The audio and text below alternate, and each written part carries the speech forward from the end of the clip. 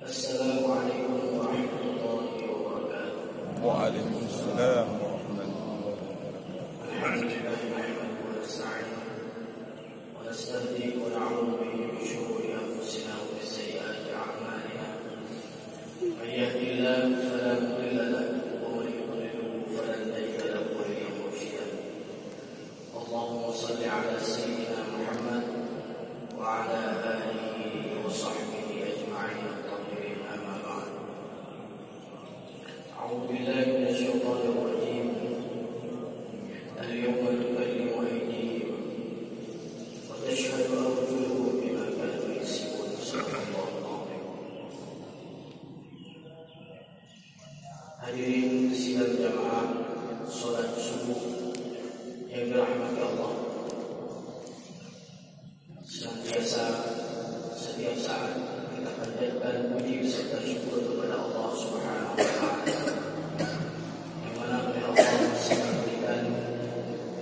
Berdoa dan keradanya serta karunia kepada kita sehingga kita mampu melaksanakan perintah Allah untuk melaksanakan salat subuh secara berjamaah.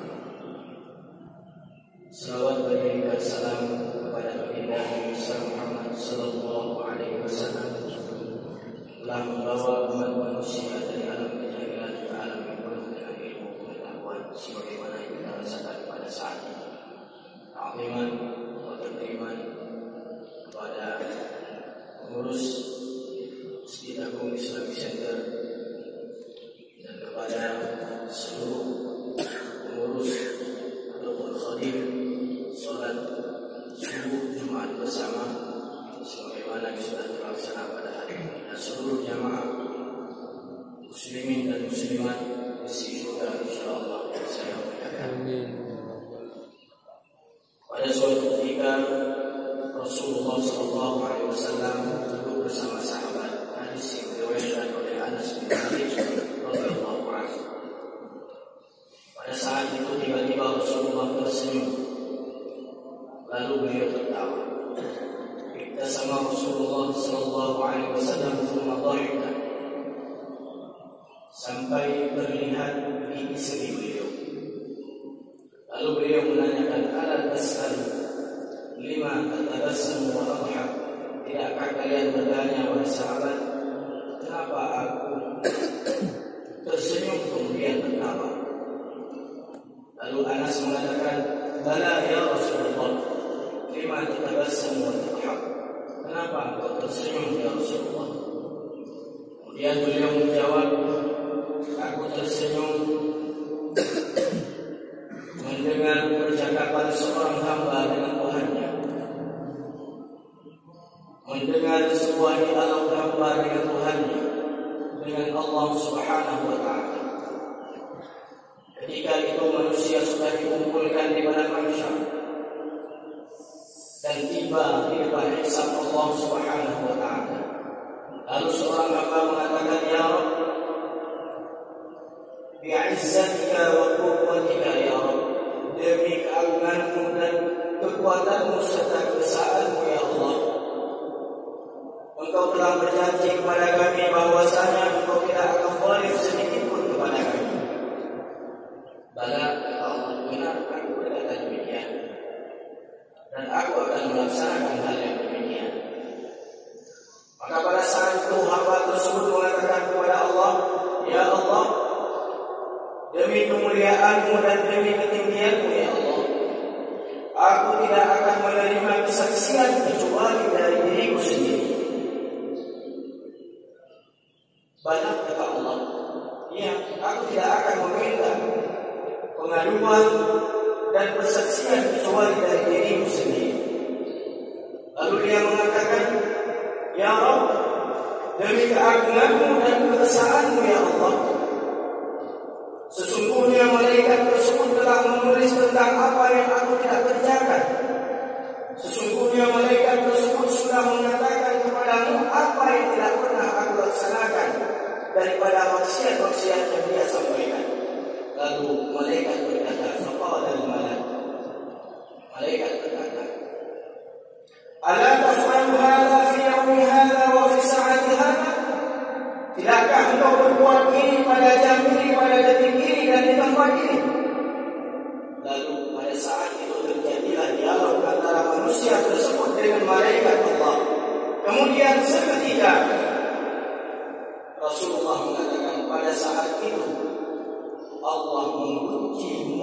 manusia menutup mulut manusia tersebut, wa tukallimuhu aydihim, kemudian yang berbicara adalah tangan, yang berbicara adalah kakinya, sehingga dia bersaksi kepada Allah apa yang telah dilakukan di dunia daripada kemaksiatan tangan, daripada kemaksiatan kaki, sehingga tidak ada lagi yang dapat menutupi aibnya di hadapan Allah Subhanahu wa ta'ala. Sehingga Rasulullah mengatakan, aku heran dan tersenyum melihat begitu beraninya manusia membela dirinya di hadapan Allah terhadap kemaksiatan yang dia lakukan. Hadirin yang dirahmati Allah,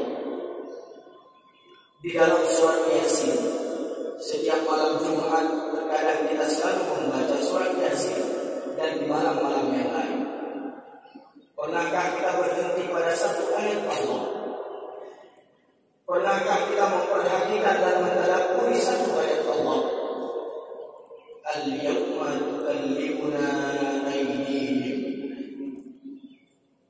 Dan ingatlah pada hari itu yang berbicara adalah tangan-tangan mereka yang berbicara kepada kami, Allah.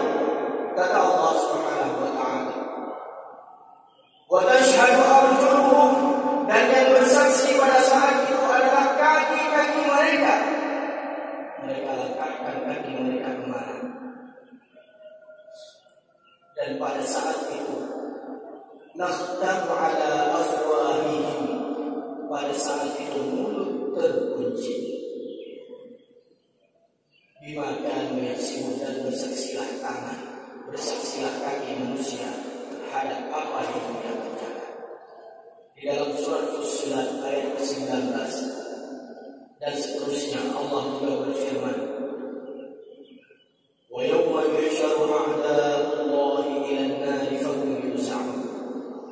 Dan ketika hari mahsyar tiba, apa itu hari mahsyar?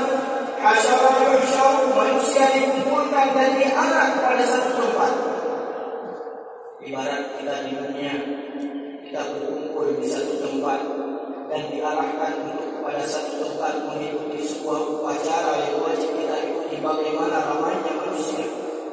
Di dalam hadis atau di dalam tafsir Al-Tabari, beliau menjelaskan yuhsyaru a'da Allah, artinya yuhsyaru awwaluhum wa akhiruhum, akan dikumpulkan manusia pada saat itu dari zamannya Nabi Adam hingga akhir zaman sebelum tibanya kiamat.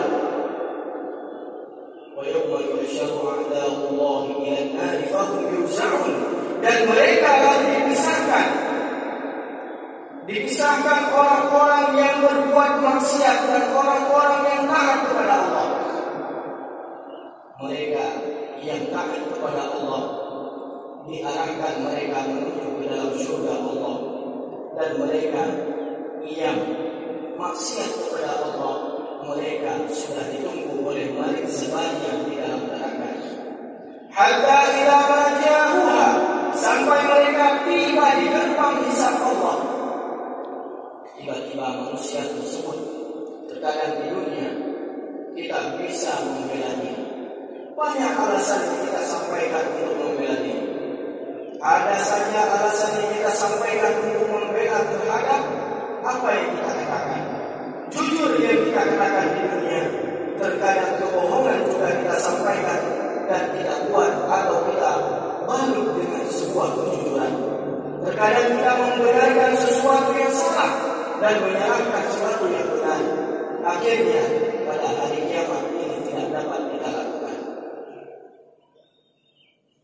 Syahida alaihim sam'uhum wa absaruhum, dan ketika kita tiba di hadapan hisab Allah, ketika seseorang ditanyakan apakah engkau mengerjakan fulan, engkau mengerjakan ini di hari ini, di jam ini, lalu dia mengatakan dengan jujur di hadapan Allah, maka yang berkata hanyalah mulut. Akan tetapi ketika dia merasakan bahwasanya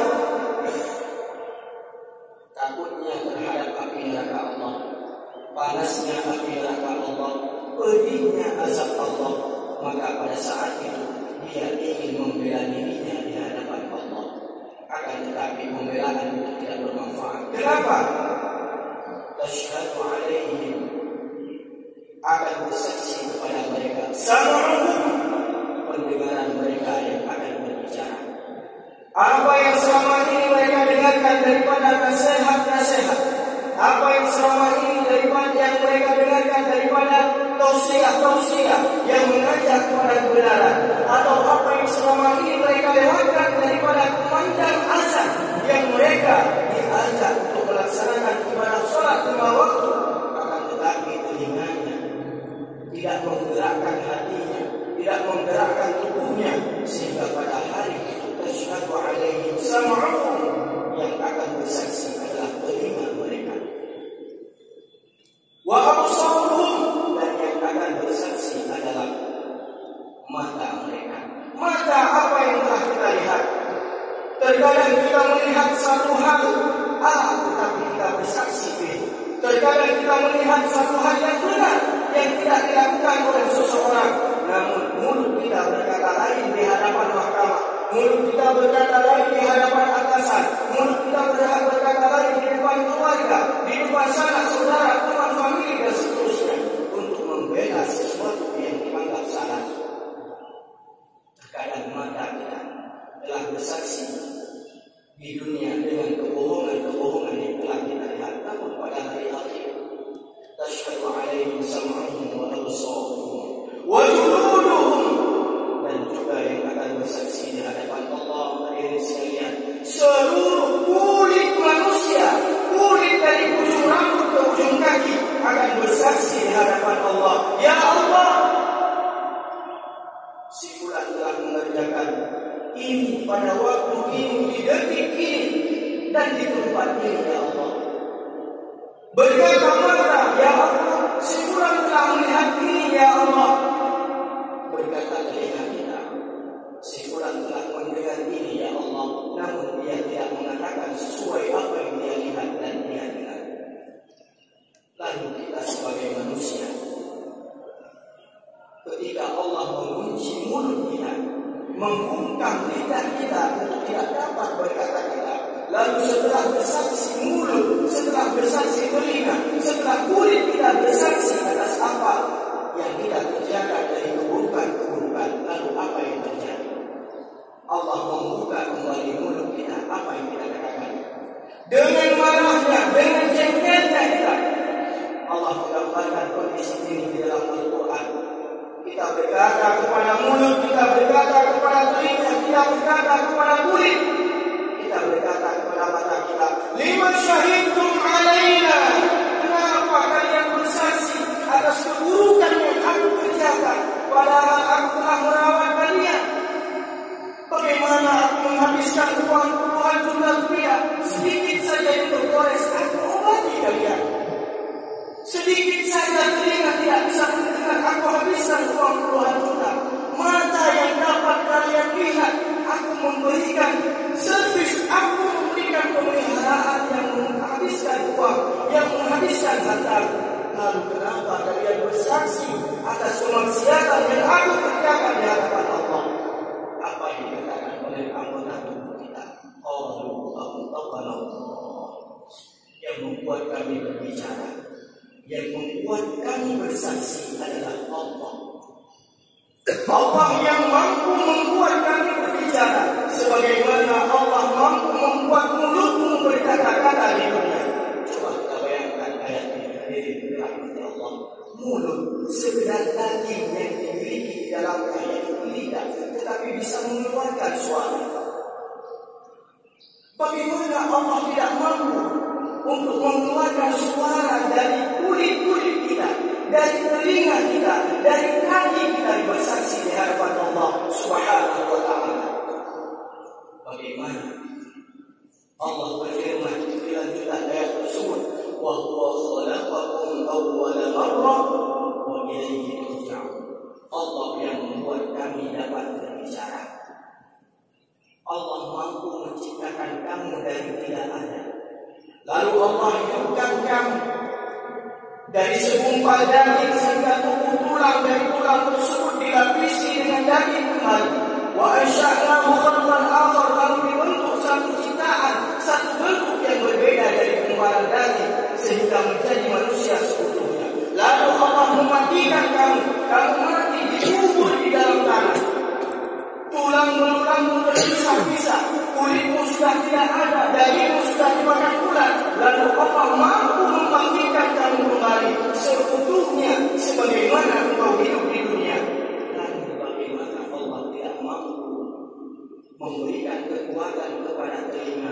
bagaimana Allah tidak mampu memberikan kekuatan kepada mata, bagaimana Allah tidak mampu memberikan kekuatan kepada kulit dan kepada seluruh anggota tubuh yang akan bersaksi di hadapan Allah terhadap kemaksiatan yang kita kerjakan. Terkadang kita berfikir, وَمَا كُنْتُمْ تَسْتَطِيعُونَ أَنْ يَشْهَدَ عَلَيْكُمْ سَمْعُكُمْ وَلَا أَبْصَارُكُمْ وَلَا جُلُودُكُمْ وَلَكِنْ ظَنَنْتُمْ أَنَّ اللَّهَ لَا يَعْلَمُ كَثِيرًا مِمَّا تَعْمَلُونَ. Terkadang di dunia kita berfikir, kita menganggap, kita menyangka kepada Allah, Allah tidak mendengar, Allah tidak melihat apa yang kita sembunyikan dari satu kemaksiatan. Kita masuk ke dalam sebuah bilik, kita kerjakan sesuatu yang tidak dapat dilihat oleh manusia. Bahkan kita berfikir jin saja tidak bisa masuk melihat apa yang kita kerjakan. Allah juga tidak mampu untuk melihat dan mendengar apa yang kita kerjakan. وَمَا كُنْتُمْ تَسْتَطِيعُونَ, setiap apa yang kalian sembunyikan, أَنْ تَشْهَدَ عَلَيْكُمْ سَمْعُكُمْ, supaya tidak disaksikan oleh telinga kalian, supaya tidak disaksikan oleh mata kalian. Ini adalah hal yang tidak mungkin. Kita bisa menganggap terkadang orang yang munafik, orang yang sering berkata bohong, orang yang sering maksiat lalu mengatakan dia taat, akan tetapi Allah menutup aibnya di dunia. Terkadang mampukah dia menyembunyikan pada di dunia ini sehingga tidak bersaksi anggota tubuhnya di akhirat. Dia masuk ke dalam satu bilik, dia mengerjakan kemaksiatan, lalu dia menyembunyikan kemaksiatan dari matanya, dia menyembunyikan kemaksiatan dari telinganya, dia menyembunyikan kemaksiatan dari kulitnya, anggota tubuhnya. Mampukah dia? Kemudian dia menganggap dan dia menyangka kepada Allah Subhanahu wa taala, Allah la ya'lam katsira, Allah tidak tahu banyak, Allah tidak tahu semua apa yang dia kerjakan. Mimma ya'mal, apa yang dia kerjakan. Hadirin yang dirahmati Allah, terkadang kita di dunia bisa, ketika kita terjerat sebuah hukum, kita mencari pengacara. Kita mencari pengacara yang akan membela kita mati-matian. Demi kita tidak terjerat, kita habiskan uang puluhan juta, bahkan ratusan juta rupiah untuk membenarkan kesalahan yang kita sampaikan, untuk membenarkan kesalahan yang kita telah lakukan. Kita bisa mengajak orang untuk membenarkan apa yang kita sampaikan, apa yang kita lakukan, atau meniadakan kemaksiatan yang kita lakukan. Alhamdulillah, Allah tidak membuka, Allah tidak membuat kulit kita, telinga kita, mulut kita di dunia ini berbicara terhadap kemaksiatan yang kita lakukan. Coba bayangkan, seandainya Allah membuat kulit kita, tangan kita, kaki kita, setiap kemana kita langkah, setiap apa yang kita ambil, setiap apa yang kita dengar, setiap apa yang kita lihat, lalu tiba-tiba dia bersaksi di hadapan manusia, kemana kita akan melangkah dan membawa aib yang ada ini? Allah menyelamatkan kita di dunia sebagai pelajaran bagi seorang umat, sebagai pelajaran bagi seorang manusia untuk dapat selalu berkata jujur di hadapan Allah, selalu berkata jujur di hadapan manusia. Di dunia kita dituntut untuk jujur kepada Allah. Di dunia kita dituntut jujur dan berkata benar, serta meniadakan yang tidak ada dan mengadakan yang ada. Sehingga di akhirat, apabila ini juga tidak bisa kita laksanakan, yang akan bersaksi di hadapan Allah, al-yawma tukallimuna aydihim, yang akan bersaksi di hadapan Allah adalah tangan mereka, aydihim, tangan-tangan mereka, wa tashhadu arjuluhum, dan bersaksi kaki-kaki mereka, bima kanu yaksibun, apa yang mereka kerjakan. Sabab nuzul ayat di dalam surat Fussilat, wa ma kuntum tastati'una an yashhada 'alaikum sam'ukum wa la absarukum wa la juludukum walakin dhanantum anna Allah la ya'lamu katsiran mimma ta'malun. Diriwayatkan dari Ibnu Mas'ud radhiyallahu anhu, suatu ketika Ibnu Mas'ud berada di balik daripada kain kiswah Ka'bah. Lalu dia melihat 3 orang yang duduk di situ, 2 orang Quraisy, 1 orang Thaqafi. Lalu mereka berdialog dan berbicara dengan yang lain. 2 orang Quraisy tersebut berdialog dan berbicara apa yang mereka katakan. Seandainya kita jawabnya, ayasma'una, apabila kita berbicara ini kita cuma bertiga, lalu kita mengangkat suara kita, apakah Allah akan mendengar? Lalu berkata orang Quraisy yang satu yang mendengar, dia berkata, yasma'u idza jawabna, Allah akan mendengar apabila kita mengangkat suara kita. Walau yasma'u idza akhfayna, dan Allah tidak akan mendengar kalau kita berbisik di dalam berbicara ini. Allah tidak akan. Lalu jawablah seorang Thaqafi yang satu lagi. Dia mengatakan, Allah mendengar apabila kita berjihad mengangkat suara, dan Allah juga mendengar apabila kita berbisik di dalam berbicara. Lalu datanglah Ibnu Mas'ud kepada Rasulullah SAW yang menyampaikan kejadian ini. Ya Rasulullah, saya mendengar mereka berdialog. Lalu turunlah wahyu kepada Rasulullah, wa ma kuntum tastati'un, apapun yang kalian sembunyikan, an tashhada 'alaikum sam'ukum, agar tidak disaksikan oleh telinga kalian, agar tidak didengar oleh Allah daripada telinga kalian, wala absarukum, dan yang tidak dilihat oleh Allah daripada penglihatan mata kalian, wala juludukum, dan yang tidak dilihat oleh Allah daripada kulit-kulit kalian yang akan bersaksi. Wala juludukum wala jantum, sedangkan kalian pada saat itu menyangka kepada Allah, berprasangka buruk terhadap Allah, annallaha la ya'lamu katsiran, bahwasanya Allah tidak mengetahui banyak, tidak mengetahui semua apa yang dia kerjakan. Mimma ya'mal. Hadirin yang dirahmati Allah, ayat ini memberikan gambaran, memberikan pelajaran bagi kita. Yang pertama, kita di dunia bisa menyembunyikan apa yang kita lihat, menyembunyikan apa yang kita dengar, menyembunyikan apa yang kita rasa. Kenapa Allah menggambarkan di sini kulit yang berbicara? Coba bayangkan kulit yang ada di sekujur tubuh manusia akan melihat dan merasakan apa yang dia lakukan di dunia.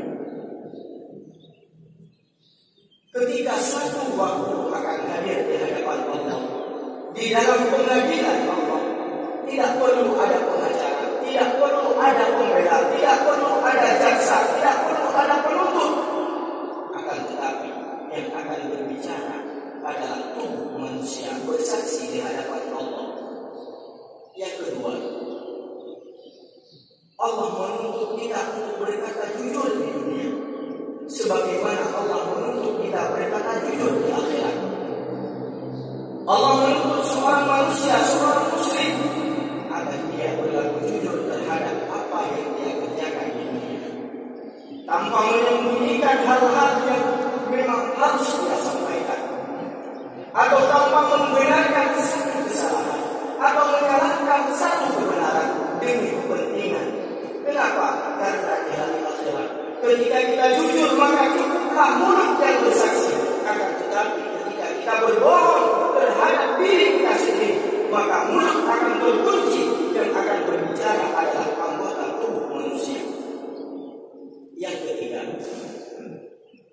marilah kita berbaik sangka kepada Allah, baik itu di depan umum, baik itu di dalam khalayak ramai, baik itu kita sendiri ketika kita duduk di tengah malam di hadapan Allah, tidak ada orang yang melihat apakah ibadah yang kita kerjakan atau maksiat yang kita lakukan. Maka ketahuilah dan berbaik sangkalah kepada Allah kalau Allah mengetahui apapun yang kita kerjakan, sebagaimana mata, sebagaimana telinga, sebagaimana kulit tangan dan kaki kita dapat melihat dan merasakan apa yang kita kerjakan.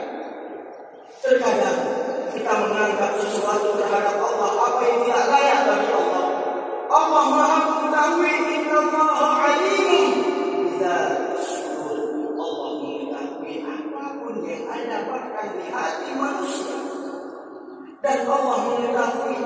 yang ada di dalam batu yang hitam yang keras dan di dalam malam gelap gulita. Allah tahu apa yang ada. Allah tahu berapa daun yang berjatuhan dari perkuburan. Allah tahu berapa bulu kita yang jatuh setiap harinya, setiap detik. Bahkan Allah tahu apa yang kita kerjakan, yang kita sembunyikan. Ini pun kita, sangkaan kita kepada Allah.